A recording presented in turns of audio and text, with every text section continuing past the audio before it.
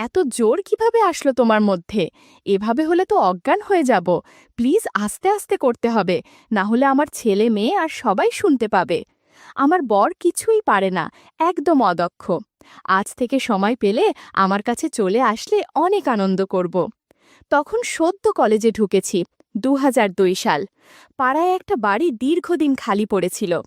একদিন কলেজ থেকে ফেরার পথে হঠাৎ দেখি বাড়িটায় তালা খোলা, আলো জ্বলছে। কি ব্যাপার? দেখতে ঢুকলাম। দেখি হল ঘরে আমার মা দাঁড়িয়ে এক অল্প বয়সী সুন্দরী ভদ্রমহিলার সাথে কথা বলছে। দেখে মনে হচ্ছে সদ্য বিবাহিতা। আমার তখন সদ্য ১৮।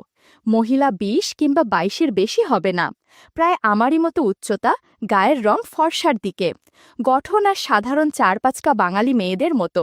কিন্তু চোখ দুটো দেখলে যেন মন জুড়িয়ে যায়। হঠাৎ ভেতরের ঘর থেকে এক ভদ্রলোক বেরিয়ে এলেন। সুপুরুষ চেহারা, ২৫ কিংবা ২৬ বয়স হবে। আমায় দেখেই বললেন, আরে তুমি তো ঋষি, তোমার মায়ের কাছে এতক্ষণ তোমার ব্যাপারেই শুনছিলাম। তুমি তো পড়াশোনায় খুব ব্রিলিয়েন্ট, জয়েন্টে ২২৫ র‍্যাঙ্ক করা কি মুখের কথা? আমি শুভদীপ, আমার স্ত্রী কোয়েল। পরে জানলাম শুভদীপ তার বাড়ি মালদায় আর কোয়েল বৌদির বাড়ি শিলিগুড়ির কাছে গ্রামে। শুভদীপটা একটা নামী কোম্পানির সেলস ম্যানেজার আর বৌদি গৃহিণী। সদ্য বিয়ে হয়েছে। ওদের বাড়ির আর আমাদের বাড়ির মাঝে এক টুকরো ছোট্ট ফাঁকা জমি ছিল, আর ওদের বাড়ির পিছনে আর অন্য পাশে বেশ বড় পুকুর। ধীরে ধীরে দু বাড়ির সখ্যতা গড়ে উঠল। দাদা সকালে বেরিয়ে রাতে ফিরত। আমি মাঝে মাঝে বৌদির জন্য দোকান করে দিতাম।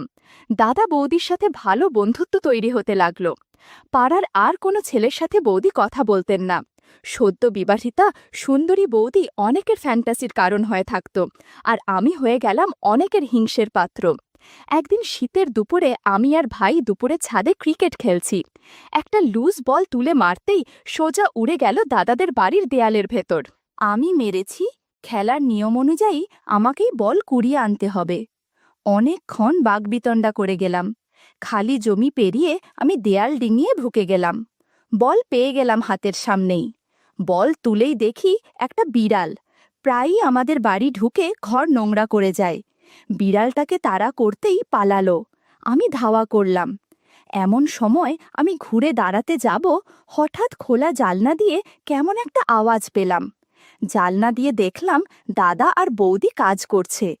পিছনে পুকুর বলেই হয়তো জালনা বন্ধ করেনি। দুজনে কাজ করতে একদম ব্যস্ত। বৌদি কালো কুচকুচে একটা লাঠি ধরে কেমন যেন করছে। বন্ধুরা, তোমরা নিশ্চয়ই বুঝতে পেরেছ আমি কিসের কথা বলছি। বৌদির চুল এলোমেলো হয়ে আছে, ঘরও কিছুটা অগোছালো। একটু পর কাজ করতে করতে দাদা দুটো বল হাতে নেয়। বল দুটো দেখতে ভারী সুন্দর, যে কেউ নিতে চাইবে। আমি তাদের কাজ দেখেই অবাক হচ্ছিলাম।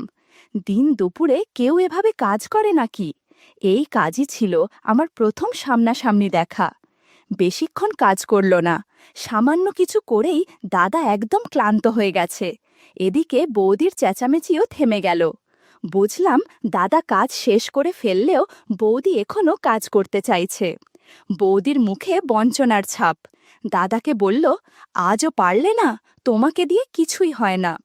এরপর বৌদি রেগে অন্য ঘরে চলে গেল। বুঝতে পারলাম বেশি ছোট আর দুর্বল লাঠি দিয়ে কাজ করতে পারে না দাদা। দাদা অপরাধীর মতো মুখ করে বসে গেল। আমি তাদের দেখে পালিয়ে এলাম চুপিসারে। এরপর থেকে বৌদিকে নিয়ে ভাবতে লাগলাম, কিভাবে তাকে কাজে সাহায্য করা যায়। বৌদি আমাকে প্রায় স্নেহ করত, হাসি ঠাট্টা করত, কারণ আমি তখন একটু স্বাস্থ্যবান ছিলাম। চাকরি করার পর জিম করে চেহারা ভালো করেছি। সেদিন ভর দুপুরের ঘটনা দেখার পর থেকে বৌদি সামনে আসলে আমার মধ্যে অদ্ভুত অনুভূতি হতো। কলেজে গার্লফ্রেন্ড হয়েছে, কিন্তু নিতান্তই প্লেটনিক। হাত ধরাটাই বড় ব্যাপার ছিল। দুজনেরই অপরিণত বুদ্ধি। আর নামি কলেজে পড়তাম বলে ক্লাস ফাঁকি দিয়ে ঘোরার দস্তুর ছিল না। বাইরে চেনা কেউ দেখে ফেললে বাড়িতে বকুনির ভয়ও ছিল। এর মধ্যে দোল এলো। আমি বেশি রং খেলি না। দোলের দিন সকালে বেল বাজল। দেখি কোয়েল বৌদির গলা। কাকিমা, আবির খেলবেন না? মা বলল, আগে রান্না শেষ করি, পুজো দিই, তারপরে তো। তবে রিশু যদি খেলে ওকে সঙ্গে নিতে পারো। আমি ঘরে বসেছিলাম। হঠাৎ সামনে একটা রং মাখানো হাত, আর পর মুহূর্তে ওটা আমার মুখে অতর্কিতে আক্রমণ। আমিও কিছু বোঝার আগে দেখি বৌদি পালাচ্ছে। আমি ধাওয়া করলাম, কাকিমা বাঁচান, দেখুন রিশু কেমন তাড়া করেছে। মা হাসছে। বৌদিকে সিঁড়ির নিচে ধরে ফেললাম। রাস্তা আটকে এইবার কোথায় যাবে? বৌদি বলে, ছেড়ে দাও প্লিজ, ঘরে কাজ আছে, কাজ শেষ করে খেলবো। খুন করা ঝিলিক চোখে। আমার রং ওপরে রয়ে গেছে। দেখি বৌদির কোমরে রঙের প্যাকেট। এক ছোঁ মেরে রং নিয়ে মাথায় উপুর করে গালে দিলাম। বৌদি তাল সামলাতে গিয়ে একটু পড়ে গেল, সাথে একটু ওগোছালো হয়ে গেল। আমি তো পুরো অবাক হয়ে গেলাম। বৌদির কাছে দুটো রঙিন পানি ভরা বেলুন। বেলুন দুটো বেশ বড় দেখাচ্ছিল। বন্ধুরা, তোমরা নিশ্চয়ই বুঝতে পেরেছ কিসের কথা বলছি। একটু পর বৌদি নিজেকে সামলে নিল। আমিও দরজা খুলে দিলাম। এর মধ্যে মা এসেছে। বৌদি বলে, যা দুষ্টু ছেলে, বেশি বার বেড়েছে। সেদিন খুব হোলি খেললাম, বৌদিকেও রং দিয়েলাম। সেদিন রাতে শুয়ে শুয়ে সারা দিনের কথা ভাবতে ভাবতে ঘুমিয়ে গেলাম। দিন যেতে থাকে আর আমি বৌদিকে দূর থেকে দেখতে থাকি, কিন্তু কোনো কিছু বলার বা করার মতো সাহস হয়নি। দেখতে দেখতে অনেক বছর কেটে যায়। এখন আবার বয়স ২৬ হয়েছে। সুঠাম চেহারার যুবক। ইঞ্জিনিয়ারিং শেষ করে সেই থেকে বাড়ির বাইরে চাকরি করি। পুজো পার্বণে কলকাতা আসি, কিন্তু কোয়েল বৌদিরা তখন থাকে না। ইতিমধ্যে আমার বিয়ে হয়েছিল, ভেঙেও গেছে। সাউথে চাকরি করি। বৌদির সাথে দেখা হয়নি অনেক বছর হয়েছে। এর মধ্যে বৌদির ২ মেয়ে হয়েছে। ছুটিতে এলে মা বলে, বৌদি তোর কথা জিজ্ঞেস করে, তুই তো একটা ফোনও করতে পারিস। এর মধ্যে আমি একটা বিশেষ কাজে কলকাতা গিয়েছিলাম এই বছর, দোলের সময়। দোলের আগের দিন বাড়ি পৌঁছে দেখি বৌদি মায়ের সাথে বসে আছে। সেই একই রকম আছে, শুধু চেহারায় একটু ভারী ভাব এসেছে। বৌদি আমায় দেখেই হাসি দিয়ে বলল, ও মা, রিশু যে, পুরো বদলে গেছো। ওই সুমি, ওই দোয়েল, আয় রে দেখে যা তোদের রিশু খাতুকে। তোর দাদা যা খুশি হবে না, কত দিন পরে এসেছিস।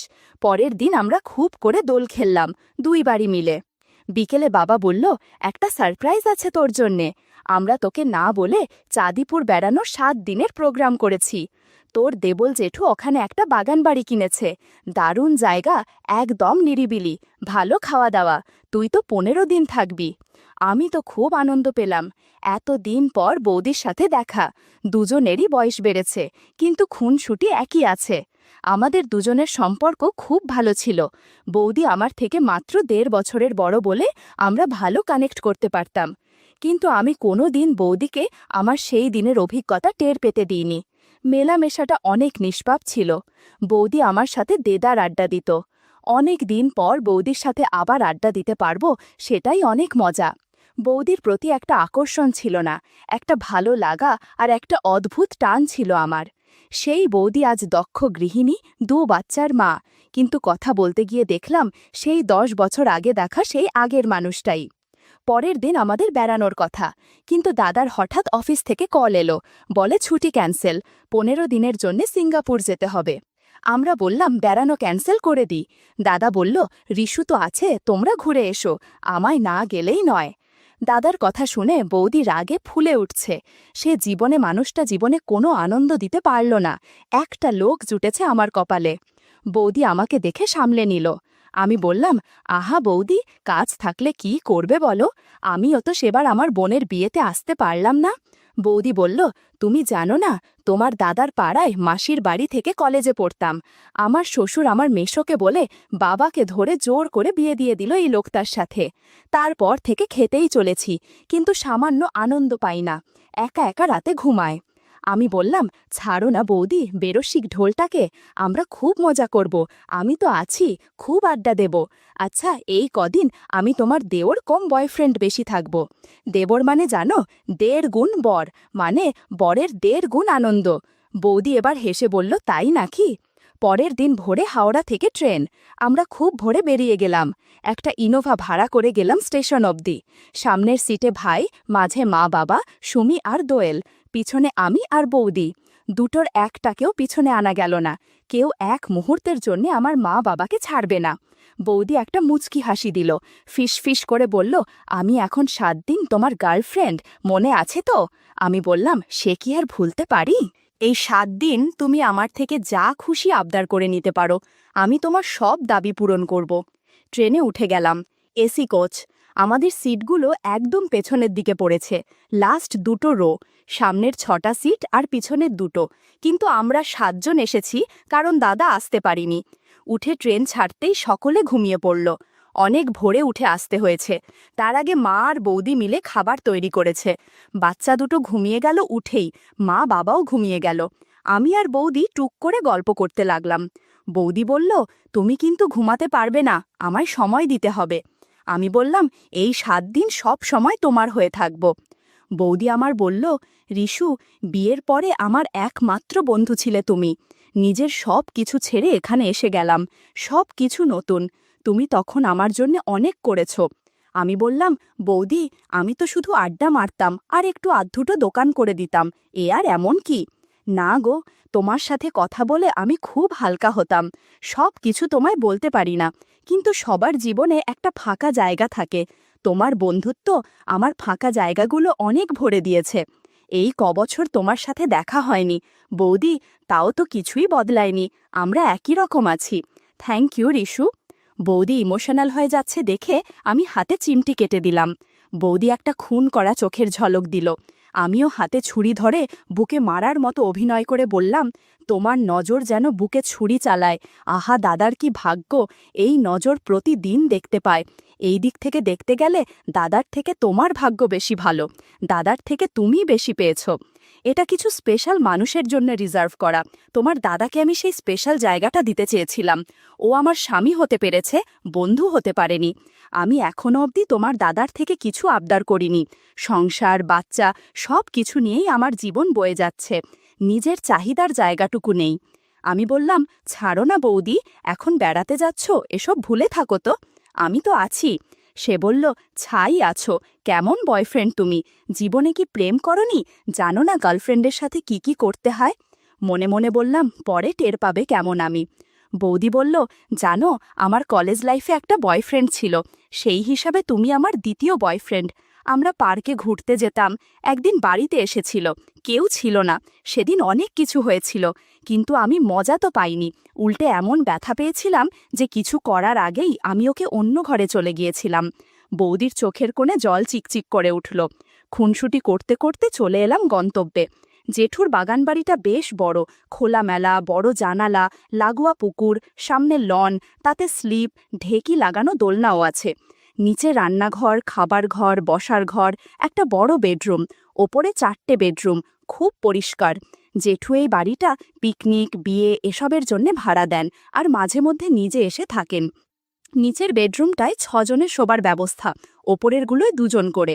নিচেরটা সুমি আর দোয়েল দখল করে নিল, বলল আমরা দাদু দিদার সাথে থাকব। ওপরে আমি, ভাই আর বৌদি এক একটা করে রুম নিয়ে নিলাম। রুমগুলোর পিছনে বারান্দা, বারান্দাগুলো জোড়া, একটা থেকে আর একটা অনায়াসে যাওয়া যায়। প্রত্যেক রুমে লাগোয়া বাথরুম আছে। বাচ্চা দুটো চলে গেল খেলতে। ভাই খুব ঘুমকাতুরে, ঢুকেই ঘরে খিল দিল। মা আর বৌদি লেগে গেল জোগাড় করতে। কাজের লোক বলল, মাজি, আমরা সব করে নেব, আপনারা বিশ্রাম নেন গিয়ে। ওরা ঢুকতেই দিল না। বাবা বসে গেল বই নিয়ে। আমি সমুদ্রের ধারে গিয়ে ছায়া দেখে বসলাম। বাগান, বাগানের পরে বীচ, তারপরে সমুদ্র। দুপুরে আমি আমার ঘরে ঢুকে গেলাম। ঘরে ঢুকেই দরজা দিতেই বারান্দার দরজায় টোকা। বুঝতে অসুবিধা হলো না, বৌদি এসেছে। তড়ঘড়ি দরজা খুলে ঘরে ঢুকিয়ে নিলাম। জানলা বন্ধ করে এসি চালিয়ে নিলাম। বৌদি জানলার কাছে দাঁড়িয়ে সমুদ্র দেখতে লাগলো। আমার আর বৌদির ঘর পাশাপাশি, বাইরে হলরুম আর হলের উল্টো দিকে 2টো বেডরুম। ওর একটাতে ভাই আছে। আমি বৌদির কাছে এসে পিছনে দাঁড়ালাম, বললাম, কিছু কাজ জমে আছে, সেগুলো করতে হবে। ধীরে ধীরে আমরা কাজ করতে শুরু করলাম। বৌদিকে বললাম, চিন্তা করো না, আমি দাদার মতো এত তাড়াতাড়ি ক্লান্ত হই না। আমার কথায় বৌদি খুব খুশি হলো। কাজের সময় অনেক শব্দ হচ্ছিল, তবুও খুব আস্তে আস্তে করছি যাতে বাইরে কেউ টের না পায়। আমরা কাজ চালিয়ে যেতে থাকলাম। 2 ঘন্টা কাজ করার পর অনেকটাই এগিয়ে এসেছে। অনেক ক্লান্ত লাগছিল, তাই বিশ্রাম নিয়ে নিলাম। রিশু এই প্রথম কারো সাথে কাজ করে ভালো কাজছে। সময় পেলেই এভাবে আমাকে সাহায্য করবে।